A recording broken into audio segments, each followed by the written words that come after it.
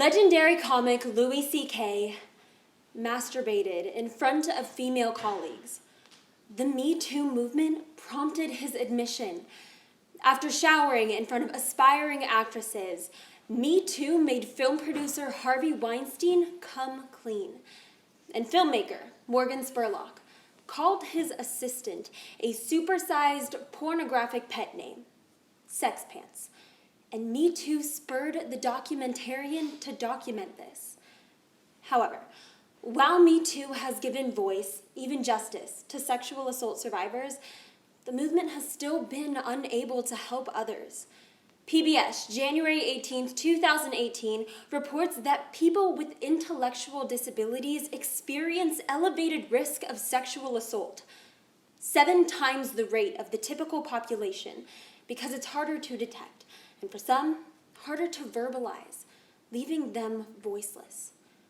Debbie Robinson was in her 20s when assaulted by an acquaintance, and somehow shares years later, "I felt dirty, powerless.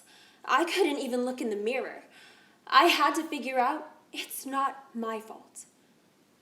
We must address this often sadly silent epidemic of sexual abuse against our intellectually disabled, because as the University of Michigan warns, society still has a tendency to devalue and dehumanize those with disabilities and to suppress their voices. First, we'll examine the frightening scope of the problem. Second, explore what's caused our oversight.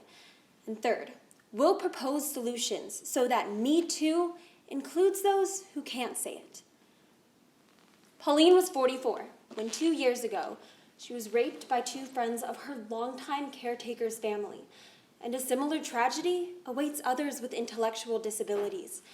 The American Association on Intellectual and Developmental Disabilities explains that while previously called mentally challenged, mentally handicapped, or mentally retarded, intellectual disability is the preferred term to describe those with significant limitations in both intellectual and social functioning.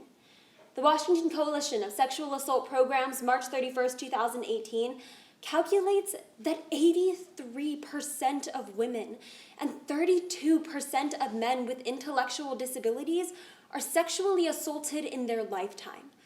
Of those targeted, half will suffer 10 attacks or more. Sadly, the abuse is most likely to happen in places presumed to be protected and safe, often by a person they have been taught to trust and rely upon.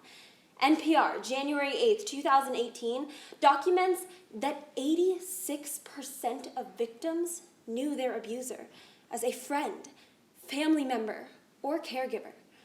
Beverly France of Temple University's Institute on Disabilities points out that a typical person with an intellectual disability living in a group home or state institution encounters hundreds of different caregivers every year, with the vast majority being professional, dedicated, and caring.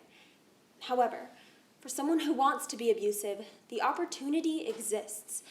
And while Americans with disabilities face many challenges, fighting for the most basic necessities, including housing, employment, even food, finding justice remains seemingly unattainable.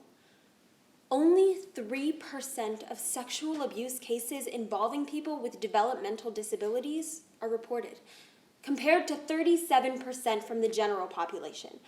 Nancy Thaler, Deputy Secretary of Pennsylvania's Department of Human Services, who directs the state's developmental disability programs, sums it up. If this were any other population, it would be the #1 health crisis.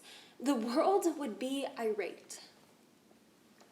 Pauline felt internal pressure not to report her abuse, caused by outside pressure, because she, in her words, didn't want to upset anybody. And the same lack of understanding includes instructed compliance with caregivers, addresses assault flippantly, and a failing system. From youth, the intellectually disabled uniquely grow up to be abused because of instructions to be compliant with caregivers. The ARC, a national advocacy group for the 4.7 million people with intellectual disabilities, laments on their website, Last Access, March 2nd, 2018, that while many can't verbalize or comprehend their abuse, those with less severe disability may recognize their abuse. but not its illegality or their right to say no. They're also particularly vulnerable and uneducated about healthy sexuality, due to the predominant myth that all disabled people lack interest in relationships or sex. Additionally, because historically society flippantly addresses rape and sexual assault in the typical population, this problem only becomes exacerbated for the intellectually disabled. The National Institute of Justice, July 18, 2017, stresses that survivors don't report their abuse because they fear claims will be dismissed, based on history of not being believed because of their disability, being accused of imagining abuse, or being told it was consensual. 70% of cases close with no charges, citing concerns about the victim withstanding trial. Finally, the system fails to respond when assault occurs, or to prevent repeated assaults against those with disabilities. The Office of Justice Programs, July 18, 2017, warns that insufficient justice practices for assault survivors with disabilities can't clearly identify perpetrators and detain evidence. Also, service providers specializing in the intersection of sexual assault and disability don't exist, abandoning survivors like Kathleen, who pleads, "Even though I have a disability, I can remember it. Sometimes I walk all day just to try to help." After Pauline fought to tell her story, she finally received justice, moved to a new group care facility, and even got married, much like solutions featuring 1, sex education, 2, expanded accommodations, and 3, increased equality. First, since Harris polls shows 56% of all people know someone with an intellectual disability, we must educate ourselves on the warning signs. And yes, sex education for the disabled. The Department of Health and Human Services, November 14, 2017, maps out 5 signs of abuse. Suddenly being unable to meet essential needs, lack of contact with friends or family, visible wounds or injuries, wearing torn, soiled, or bloody clothing, and appearing malnourished or disoriented. We also need to stop keeping this demographic in the dark about sex, because, like Pauline and her husband, the intellectually disabled desire and engage in healthy, consensual sex when given proper sex education. Second, sexual assault resources must expand accommodations for the disabled. Something simple, like advertising services in accessible formats. The West Virginia Foundation for Rape Information and Services, Last Access, March 26, 2018, recommends having the necessary resources to communicate with survivors seeking help, including picture boards, interpreters, and auditory aids. Staff must be trained to appropriately respond to a survivor's disclosure, understanding how they process information, and any assistive technology necessary to give them comfort. Third, we can enforce current legislation to increase equality. The National Domestic Violence Hotline promotes the Americans with Disabilities Act as a foundation to protect all people.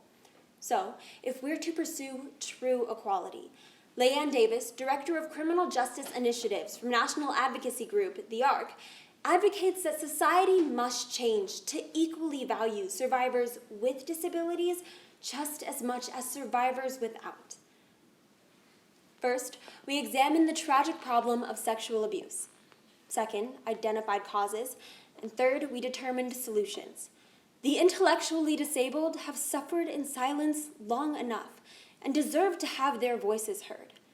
Me Too has had their hands full, bringing awareness to predators like Louis C.K., Harvey Weinstein, Morgan Spurlock, and too many others. The meme has become a movement because we've just begun to live in a world where rape and sexual assault are no longer tolerated.